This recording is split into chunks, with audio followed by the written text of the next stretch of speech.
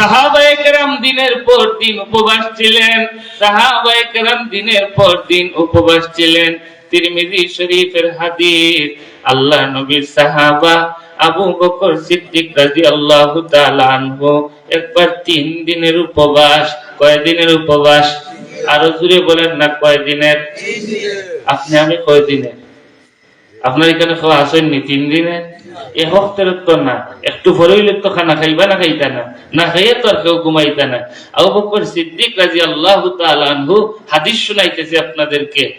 আবু বকর সিদ্দিক রাদিয়াল্লাহু তাআলা আনহু একবার 3 দিনের উপবাস, পেটের মধ্যে খিদা লাগলে মানুষের মাথা ঘুরায় না ঘুরায় না? কথা বলেন না সবাই। আমি তো আপনাদের এলাকার সন্তান, আমার কথা কি আপনারা বুঝেন না?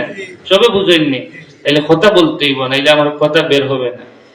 আবু বকর সিদ্দিক রাদিয়াল্লাহু তাআলা আনহু 3 দিনের উপবাস, রাতের বেলা ঘর থেকে বের হয়েছেন। রাস্তার মধ্যে পাইছেন আরেকজন সাহাবাকে, যার নাম হযরত উমর ফারুক রাদিয়াল্লাহু তাআলা আনহু। বুঝে থাকলে বলেন, হযরত উমর নরম না গরম? আরো জোরে বলেন, নরম না গরম? এমন গরমের গরম উমর রাদিয়াল্লাহু তাআলা আনহু যে রাস্তা দিয়ে যাইতেন, ওই রাস্তা দিয়ে কোনো শয়তানও আসতো না। রাতের বেলা দুনু সাহাবার দেখা। আবু বকর সিদ্দিক উমর রাদিয়াল্লাহু তাআলা আনহুকে জিজ্ঞাসা করেন, উমর, রাতের বেলা তুমি কেন ঘর থেকে বের হয়েছ? উমর রাদিয়াল্লাহু তাআলা আনহু বলেন, আবু বকর সিদ্দিক, আমি 3 দিনের উপবাস, আমার পেটের খিদার মাথা ঘুরায়, পেটের খিদার যন্ত্রণায় আর ঘরে থাকতে পারতেছি না, ঘর থেকে খিদার যন্ত্রণায় আমি বের হয়ে এসেছি। আবু বকর সিদ্দিক বলেন, ও উমর, আমি আবু বকর সিদ্দিক 3 দিনের উপবাস। মুসলমান বাবাজিরা আমার, আবু বকর সিদ্দিক কোন গরিব মানুষের ছেলে ছিলেন না, যার বাবার নাম ছিল আবু কুহাফা। আবু কুহাফা মক্কা মদিনার সমস্ত মানুষেরা যাকে চিনত, তার ছেলের নাম আবু বকর। আবু কুহাফা, আবু বকরের বাবার নাম। আবু কুহাফা একজন ধনী মানুষ ছিলেন, কাপড়ের ব্যবসা করতেন, সারা মক্কা মদিনার মানুষ যাকে চিনত।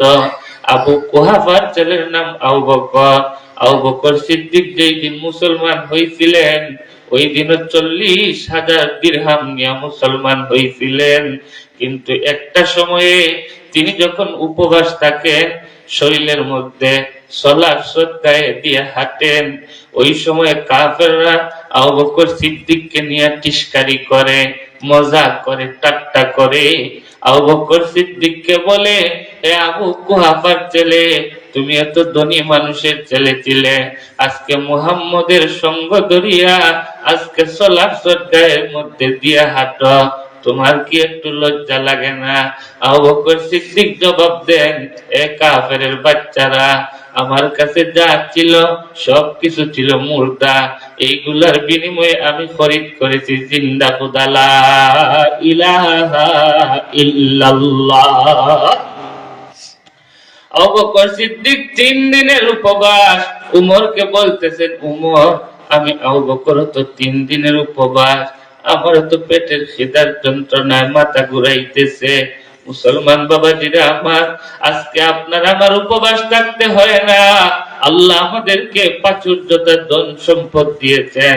সাহাবায়ে কেরামের অবস্থা এমন ছিল, দুনো সাহাবা নিয়ত করলেন, চলো আমরা নবীর বাড়িতে যাই।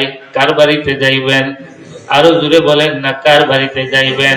সবাই একবার জোরে বলেন, কার বাড়িতে যাইবেন? দুনু সাহাবা রাতের বেলা নিয়ত করলেন, চলো আমরা নবীর বাড়িতে যাই। দুনু সাহাবা রওনা হইলেন নবীর বাড়ির দিকে। রাস্তার মধ্যে পাইয়া গেলেন নবীজিকে।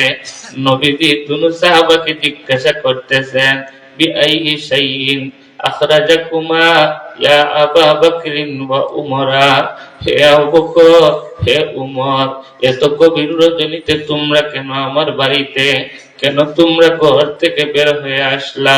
দুনু সাহাবা বলতেছেন, নবীজি, আমাদের 3 দিন হয়ে গেছে, আমাদের ঘরের চুলার মধ্যে আগুন জ্বলে না, কোনো কিছু পাই না খাওয়ার মতো।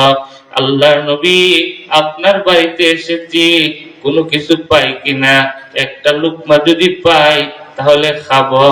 আল্লাহর নবী বলেন, ও আমার সাহাবারা, এত গভীর রজনীতে তোমরা আমার বাড়িতে এসেছো কিছু খাওয়ার জন্য, কিন্তু আমি নবীও যে 3 দিনের উপবাস, আমি নবীও যে 3 দিনের উপবাস, আমি নবীর পেটের মধ্যেও যে 3 দিন যাবত একটা লুকমা পড়ে নাই। তোমাদিগকে আমি কি দিয়ে খাওয়াবো? কোনো কিছু তো আমার ঘরের মধ্যে নাই।